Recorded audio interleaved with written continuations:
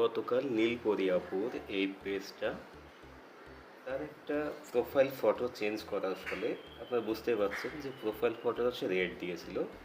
এই রেড কালারের জন্য তার প্রোফাইলটা সাময়িক সময়ের জন্য আনপাবলিশড করে দেওয়া হয় এবং এটা একটা সাসপেন্ড করে দেওয়া হয়।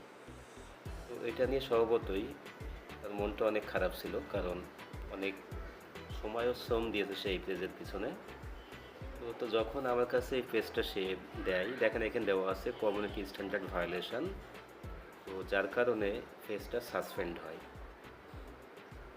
তো আমার কাছে দেওয়ার পরে আমি পেজটা নিয়ে চেষ্টা করি যে সাসপেন্ড থেকে কিভাবে পেজটা ফিরিয়ে আনা যায়।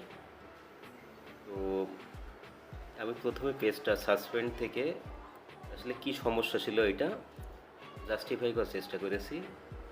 তো যেহেতু তার একটা রেড ফটো দেওয়ার কারণে, প্রোফাইল ফটো চেঞ্জ করার কারণে পেজটা আনপাবলিশড হয়ে যায় এবং সাসপেন্ড হয়ে যায়। এই পেজটা সম্পূর্ণ একদিন কেউ দেখতে পায়নি, একমাত্র যার ফেস সে ছাড়া কেউ এই পেজটা দেখতে পায়নি।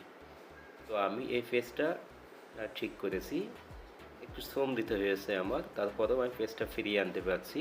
তো দেখুন যে পেজটা আমি কিভাবে ফিরিয়ে নিয়ে আসলাম পরে, এবং একটা মেসেজ করেছিলাম ফেসবুক থেকে, টেক্সট মেসেজ করেছিলাম। মেসেজ করার পরে আমি জাস্ট হাফ ঘন্টা পার হয়নি, পেজটা আমার সম্পূর্ণ পাবলিশড হয়ে গেছে। এখন দেখুন আমরা পেজের স্ট্যাটাসে যে চেক করব আসলে পেজটা পাবলিশড হয়েছে কিনা।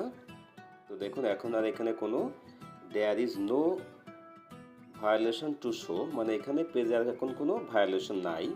Page is recommendable, page benefit, এই যে পেজটা এখন রিকমেন্ডেবল আছে এবং কি ইলিজিবল টু মনিটাইজ, এবং এই পেজটা মনিটাইজের যোগ্য আছে।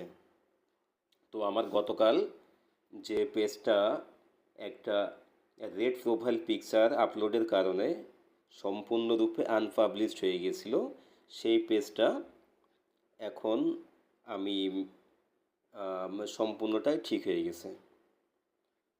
তো দেখুন এই পেজটাতে কিন্তু মনিটাইজেশনও করা আছে।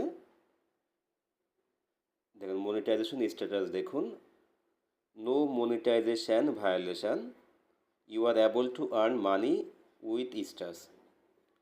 তো আপনাদের যদি পেজ সংক্রান্ত কোনো সমস্যা হয়ে থাকে বা কোনো পেজ যদি আনপাবলিশড থাকে, তো কিভাবে আপনারা এটা পাবলিশড করতে পারবেন বা পেজটা ঠিক হবে, তো তার জন্য আমাকে কমেন্টে জানাতে পারেন। ইনশাল্লাহ আমি প্রত্যেকটা কমেন্টের ব্যাক দেওয়ার চেষ্টা করব এবং আপনাদের ফেসবুক পেজ অথবা ফেসবুক পেজ বা প্রোফাইল যেটাতে সমস্যা হোক, আমি সেই পেজটা ফিরিয়ে আনার জন্য যথেষ্ট পরিমাণে চেষ্টা করব। ধন্যবাদ।